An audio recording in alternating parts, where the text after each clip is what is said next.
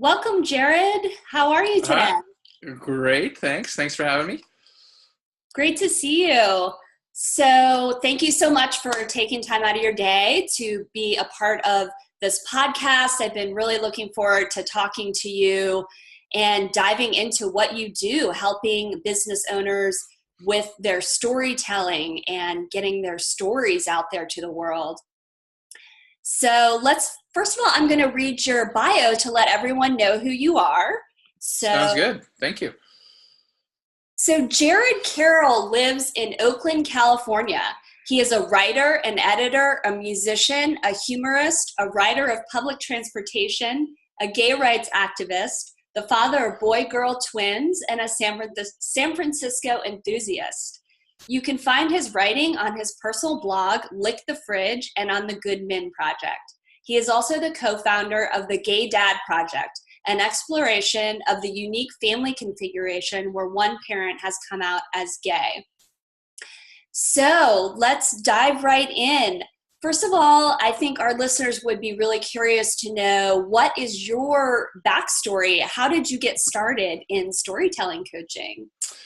Yeah, that's a good question. And that bio, by the way, was a little bit outdated. Some of those things I'm not doing anymore, but it's still very relevant. That in informing where I've come to today to answer your first question.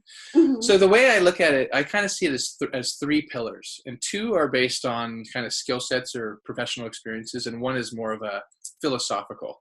So the philosophical is the driver, right? So I think any social entrepreneur, social impact organization really is driven by a higher purpose, a deeper purpose than just financial returns or anything else.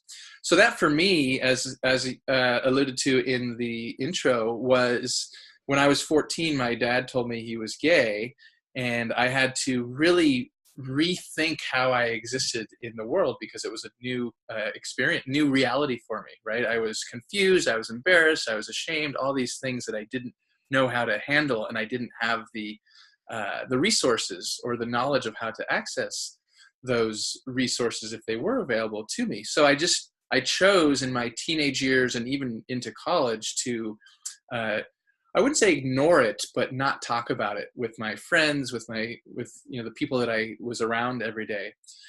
And so what I know now, as an adult and as someone who helps people with their stories, is that I was hijacking my own narrative, right? I wasn't being thorough and true and accurate to what my story was.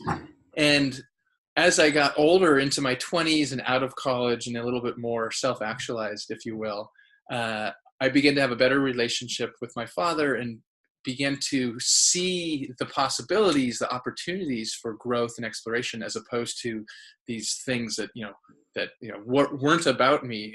And it really started to open up my mind to different people, different ideas, different perspectives. And then when I was 27 and I was really kind of at this peak, if you will, of like, hey, I've grown a lot from when I was a kid. I'm so much more embracing of things and worldly, if you will. My dad died of AIDS in 2000. And that was really the final kind of, okay, I got to make a choice here. Either I can kind of continue in this provincial, less sophisticated, less culturally dynamic world, or I can keep on this path and keep growing and keep exploring, keep learning and keep experiencing new things. And I chose the latter. So through a series of experiences of teaching and writing, which we'll get to in a minute, again, the last year and a half or so, as I decided to be an entrepreneur, I was like, well, what am I going to do? Right? What skill do I have? And I said, well, I was a teacher, so I like to coach and train and collaborate. And I was a writer, and so I know how to communicate and tell stories and optimize, learnings and communications. So I kind of combined those two skill sets into storytelling with an emphasis on social impact, or people that are purpose-driven, people in organizations that are purpose-driven, that have a real distinct reason for what they're doing, that sometimes they don't know what it is, or if they do know what it is, they don't or haven't expressed it clearly. So I help individuals and sometimes small organizations find out what their purpose is, why they do what they do, and find really powerful and compelling ways to share those, whether it's on web copy, speaking events, networking opportunities, even just casual conversations about how do you really talk about yourself in a powerful way. Amazing, amazing. Thank you. And I really appreciate that you said you were a teacher, because both of my parents were teachers. They're now retired. And Okay. I got a real love for storytelling, which led me to doing video production. And so I understand, like you, the importance of putting your story out there into the world if you're building a brand, if you're trying to connect with your target audience. Mm-hmm. So is that how you developed your love of storytelling, through teaching? It actually was. So when it was early on in my teaching career. It was around '02, and I'd only been teaching for a couple of years. And my storytelling actually kind of came out of a little bit of a cynicism of, it was a social commentary, social satire. So at the time I was working at an all-boys school, a private boys school in Pacific Heights in San Francisco. And all around me was money and sophistication and fancy cars and what I perceived to be a limited viewpoint on the world that revolved around these, kind of decorum and money. And so I had this idea to write a story about a fiction, like I like to call it historical fiction, but it was a fictionalized amalgamation of some of the people and ideas and things that I saw. And I was kind of mocking this elitist culture and trying to, through my humor, to try and kind of rise up or give voice to maybe some of the types of people that weren't appreciated in that type of world. And I look back at it now, and it was way over the top, and it was way extreme, but it was a start, right? It was a start to seeing people and groups of people and how they interact or don't, and what are the narratives and who's controlling the narratives, right? So in a situation like that, of course, the people with money and the power, they're controlling the narratives. So it started from there. And then a couple of years later, when I finally found a school that was more in line with my principles and philosophy, a very progressive school, I taught sixth grade humanities. And so that was history, literature, and writing was one of the key things I taught. So I did help kids, 11 and 12-year-olds, with what I know now with their story, whether it was through essays or whatever, trying to find out, how do you as a young person kind of entering into your teenage years full of uncertainty, how do you express who you are and why you believe what you do? And so, yeah, a lot of what I do now does stem from my teaching experiences, either directly or indirectly. Awesome. Yeah, and it seems that when we're kids, we really do learn so much about the world through stories, and that's how we connect with other people and learn about how things work in the world. Totally. So Yeah. why is it important for businesses to tell their story? So there's several reasons, but the main reason, I think, and the main kind of genre, if you were, or type of business that I'm interested in, are the social impact businesses, social enterprises, nonprofits, the businesses that were founded because of a social mission, because of a specific purpose, right? So there are millions of businesses around the world, right? And there are some that are clearly, they are bad, they do harm to the world, but the vast majority of them are just what you might call, do no harm. They're not bad. They're more or less like, okay, they might have some bad practices, some, but they're not evil necessarily.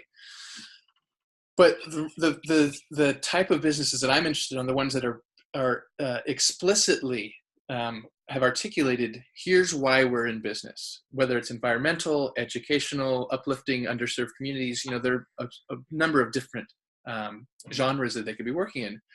And so to answer your question, why is it important that they tell their story?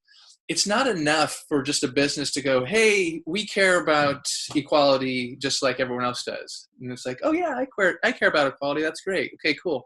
Because that's just a platitude. That's a boilerplate. That's not personal.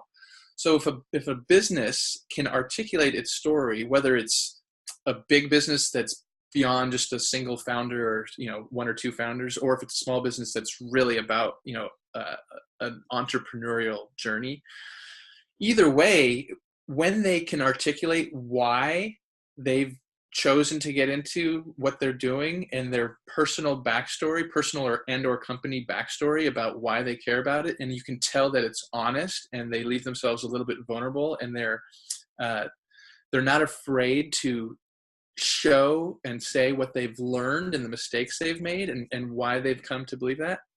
What that does is, as a potential client or customer or donor, it makes us more interested in the company or the person as a human, or as a more humane thing than just like an enterprise they're going to sell us products or services.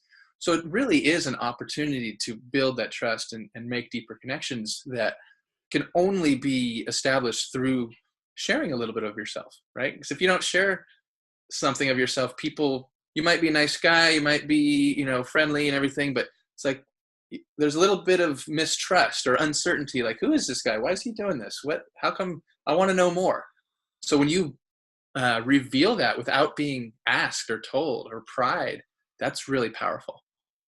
Absolutely. I'm so glad you said that about developing the trust, because we so often hear that people do business with businesses that they know, like, and trust. Mm-hmm. And I've heard so many times, where business coaches say, people will buy your product or service because it's you they're buying. They're not actually really buying the product or service. They're actually looking for someone they connect with, a brand, a business they connect with emotionally. Totally. So it seems like stories have so much depth and power to them. But yet, as entrepreneurs or small business owners, we might have obstacles. So what are some of the obstacles that you've seen entrepreneurs have in getting out there and telling their story? Yeah. Broadly speaking, I think the obstacles, and this isn't necessarily a criticism, it's an observation. I think it's mostly in people's heads. So traditional or conventional marketing business, I mean, I don't have an MBA, so I don't have a business background per se, but a lot of times, like, keep yourself out of it. Focus on the business case, the business, the value exchange, all these, the value proposition, all these things, which of course are important, and they any person who's owns a business and or has been to business school will tell you that. But the without the personal connection, I think what I see is that people almost, if you have the confidence in what your product or service is, like, let when it gets to that part of the conversation, like, just assume almost that that's going to sell itself, right? So I think people focus, there's a strategy, right? So you start with the story of self, and then you start with the story of us, which is connecting to your client or your audience. And then you have the story of now, which is the product or service story. And what do most people do? They start with the product or service. They really focus, whether it's tech or consulting or anything in between, they focus on, like, here's what we do and here's how awesome it is.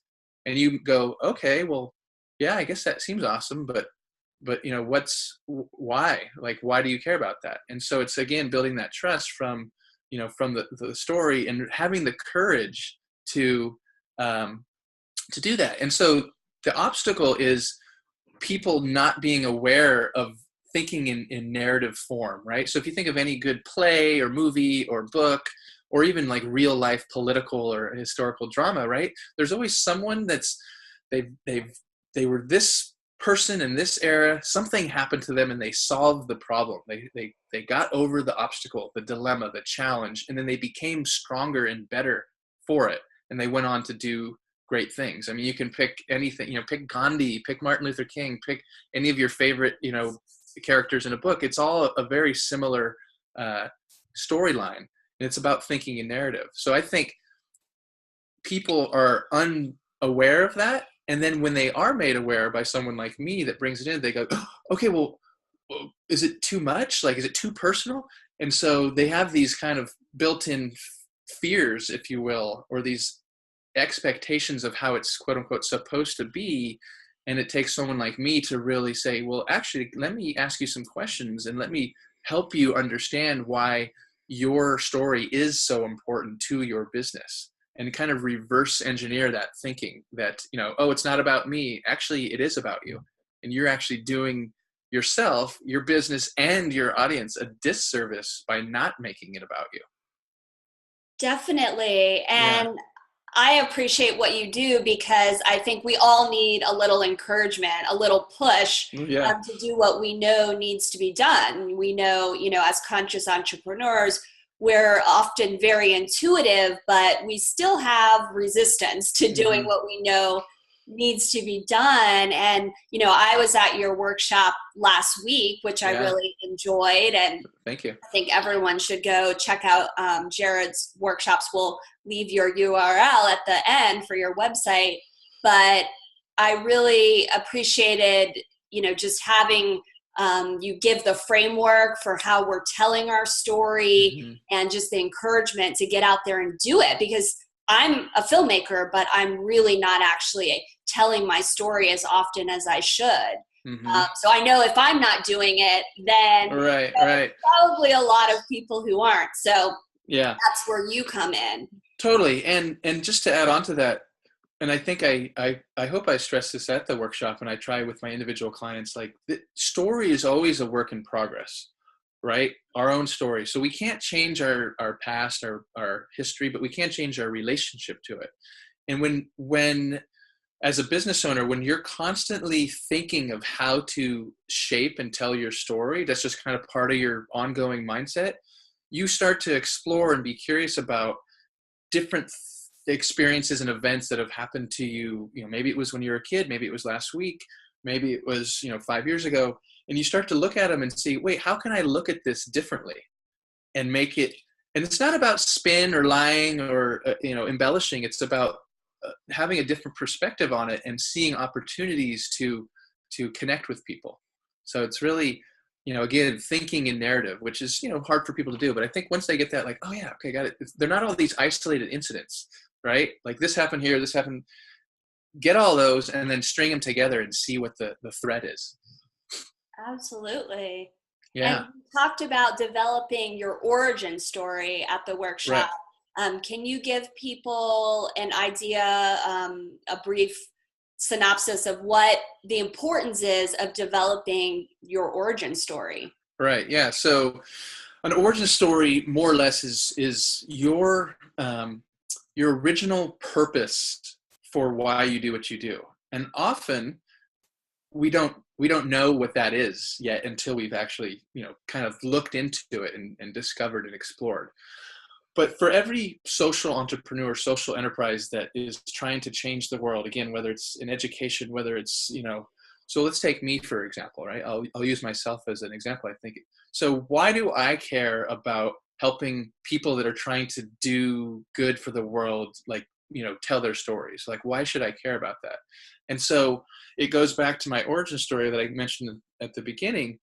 I grew up with not a lot of exposure to, I was pretty provincial. I like to say my mother was default conservative, right? So it just kind of, it was what it was. Everyone was white, everyone was straight, here's what we did, here's what we didn't do. And then when my dad told me he was gay, and then I started to see the world, I realized that there were so many opportunities that I hadn't even known about. And so my origin story is, wait a second, I've been, at first I was almost upset, that I was robbed of these experiences because people didn't show me what they were. But that's not as a compelling a story to say, oh, I was robbed and it's all their fault. So I said, I changed the story. My origin story is like, I was here and then I chose to want to learn more and become here because I see the opportunity that these people and organizations have to really change the world, whatever their small reach is or big reach, that that maybe I could have had, or my dad could have had, or the LGBT community could have had at an earlier time with less struggle and less, less kind of just distractions and obstacles. So I really, that's kind of what my origin story is. So it's really tapping into, why do you do what you do? Wonderful, wonderful.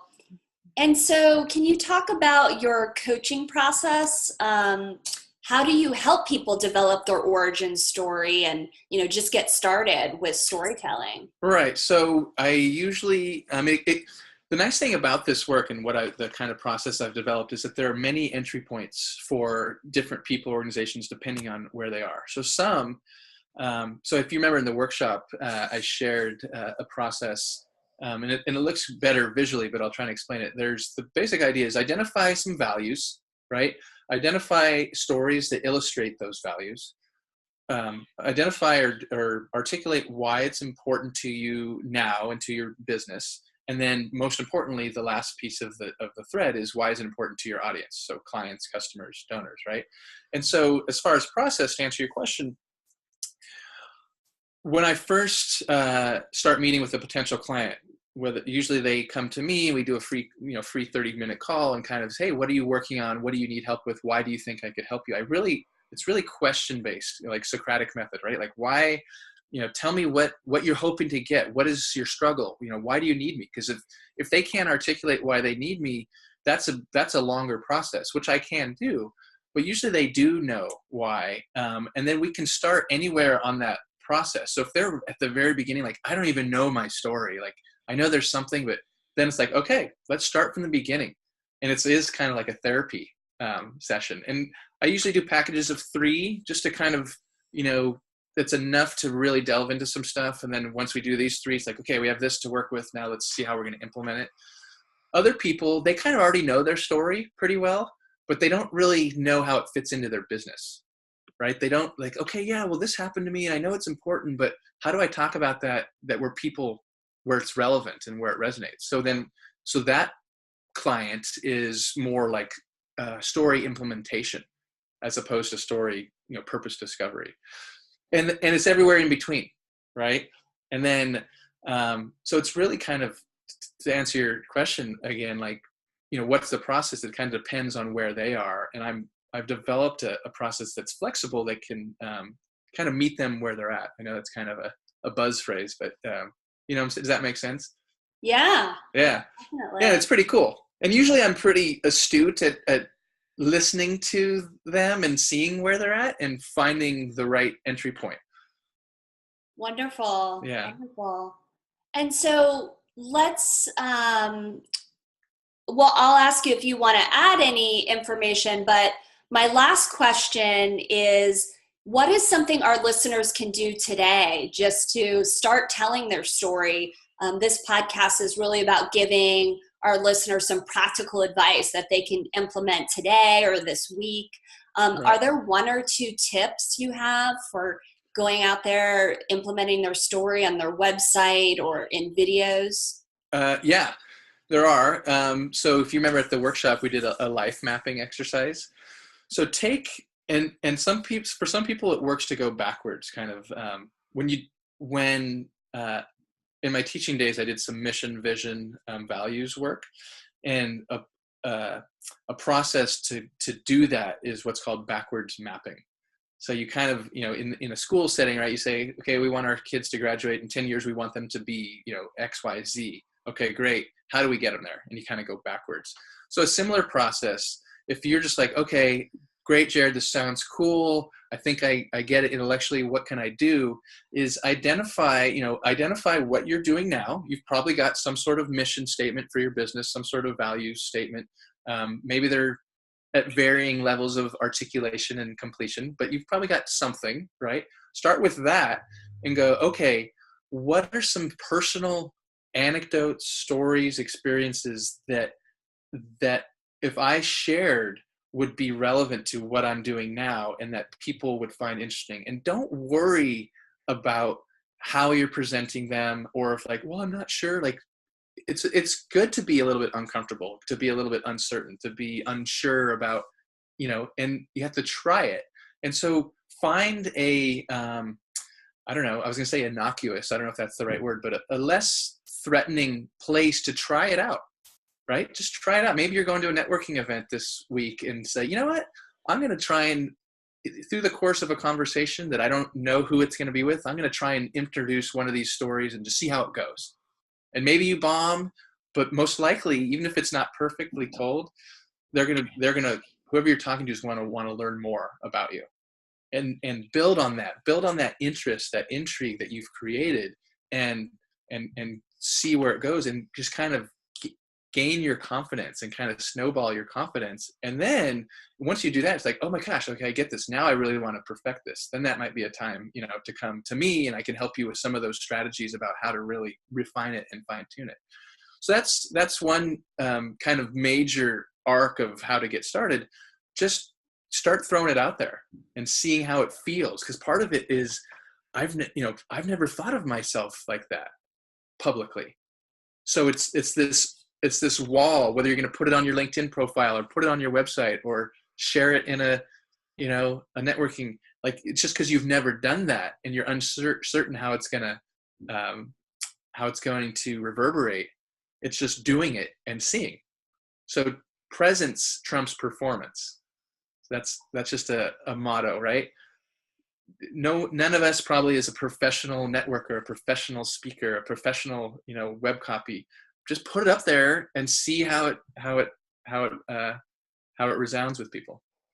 I love that. Think of it more of like an experiment. I'm going to try that at my next networking event, because actually I think that is a lot easier. It could just be me, but the whole idea of the elevator pitch, you sort of feel like cold and like, like you're shoving something down someone's throat, so to speak. And, totally. And I know my eyes start to glaze over if I feel that, that energy, that pushiness behind an elevator pitch. Totally. It's more motivating just to want to connect with people on a personal level and, see what happens. Totally. And elevator pitches do have their place, I suppose, but I don't really work with people on that specifically. It might come out of the work we do. But to speak to that at a networking event, right? You have a name tag and it says like, and people are like, oh, Jared, so one strategy is, and again, you might not feel comfortable with this right away, but just try it, is to put something that doesn't say like I wouldn't put storytelling coach, right? Or I might, but what I might put that's more interesting, that might intrigue people, is like, helping people change the world or something like that. That's purposefully amorphous, but purposefully intriguing. Oh, what's that? How do you do that? So then it allows me to begin that discussion, that conversation with right where I want to begin it. I've elicited the interest already, and I get to I don't have to go, well, yeah, so I'm a storytelling coach and this is what I do. And here's my boring, right? So those types of things. And so that's just one kind of small little trick that you can do. And it really changes your own perception of yourself when you start to think in narrative and these possibilities. And it's really transformative for you, which then can be transformative to your audience. Awesome. Well, is there anything else that you would like to add, Jared? Any encouragement for people to get out there and tell their story, or just something we didn't cover? Yeah, I mean, I think the only thing that I would stress again is stories matter. Your story matters. Talking about yourself does not equal being egotistical, right? Talking about yourself is not the same as being egotistical, as long as you're doing it with empathy and curiosity and in the service of others. So get out and find ways to talk about yourself and find ways to connect that to your audience so that they really are interested in what you're doing. Wonderful. This has been so helpful. And I think that hopefully everyone will try to get out there and do that little networking tip, or, take something out of this that they can just start right this week telling their story. I think they can. I hope they can. Wonderful. Well, thank you so much for taking time out of your day, Jared. And where can people go to find you? What's your website? So I'm storytellingforgood.coach. So all one word, storytellingforgood.coach. You can also feel free to reach me on LinkedIn. Just search for my name, Jared Karol. Send me a message, connect with me. If you do connect with me, just put a little, message so I know kind of what your intent is. But I'm more than happy to connect there, and on Twitter, JaredCarol510, and or email jared@jaredcarol.com. Any and all of the above. Reach out to me. Let me know what you're working on, how I can help you, and we can start sharing some stories. Awesome. Yeah, thank you. Jared. You're welcome. Have a great day. Okay, you too.